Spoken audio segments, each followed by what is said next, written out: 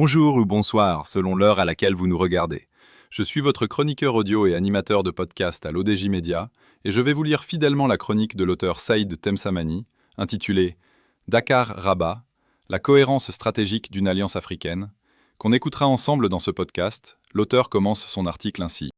Il est des gestes diplomatiques qui dépassent la simple liturgie des communiqués officiels. L'appui vigoureux exprimé par le Sénégal à la suite de l'adoption de la résolution 2797 du Conseil de sécurité, le 31 octobre 2025, appartient à cette catégorie des actes qui comptent, qui s'inscrivent dans une histoire longue et qui redessinent, subtilement mais sûrement, les équilibres régionaux. La résolution onusienne, saluée comme un tournant majeur, a réaffirmé la prééminence du plan d'autonomie marocain en tant que base unique, sérieuse et durable d'un règlement politique du dossier du Sahara. Pour Dakar, ce vote représente bien plus qu'un alignement sur une dynamique internationale. Il consacre une position mûrie, assumée et désormais structurante de sa vision de la stabilité en Afrique du Nord et au Sahel. C'est dans ce contexte que la visite à Rabat du ministre sénégalais de l'intégration africaine et des affaires étrangères, Cheikh Niang, a pris une dimension singulière. À l'issue de ses entretiens avec son homologue marocain, Nassar Bourita, un communiqué conjoint a réaffirmé avec clarté l'intangibilité du soutien sénégalais à l'intégrité territoriale du Maroc, une constante de la diplomatie de Dakar, mais qui trouve aujourd'hui un écho nouveau à la lumière du débat international relancé par la résolution 2797. Le Sénégal ne se contente plus d'exprimer une solidarité traditionnelle. Il inscrit son choix dans une logique stratégique. Pour Dakar, la stabilité régionale passe par une solution politique réaliste, et cette solution, aux yeux des autorités sénégalaises, demeure le plan d'autonomie sous souveraineté marocaine. Loin des postures idéologiques qui ont longtemps parasité le dossier, le Sénégal adopte une approche lucide.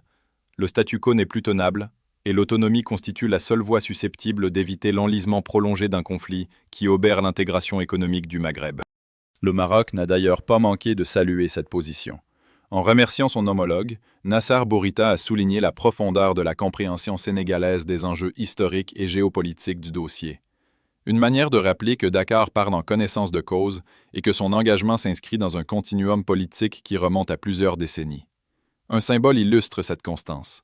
L'ouverture, en avril 2021, d'un consulat général du Sénégal à Dakhla. Un geste diplomatique fort, devenu au fil des ans un marqueur tangible de la confiance politique entre les deux pays et de l'ancrage sénégalais dans une vision d'avenir partagée avec Rabat. L'épisode de cette semaine n'est donc pas un simple épisode diplomatique. Il s'inscrit dans une tendance lourde, celle de l'affirmation croissante sur le continent de positions pragmatiques privilégiant la stabilité, l'intégration régionale et la souveraineté des États sur les tentations séparatistes. En renouvelant son soutien sans ambiguïté au plan d'autonomie, le Sénégal ne fait pas que conforter le Maroc. Il réaffirme une vision africaine de la résolution des crises, fondée sur la responsabilité, la lucidité et la cohérence stratégique. Et cela, à l'heure où le continent fait face à d'immenses défis de sécurité et de développement, mérite d'être souligné. Merci d'avoir suivi cette lecture fidèle et respectueuse de la chronique de l'auteur Saïd Temsamani. Je vous donne rendez-vous pour une prochaine chronique, toujours avec la même exigence et le même engagement. À très bientôt.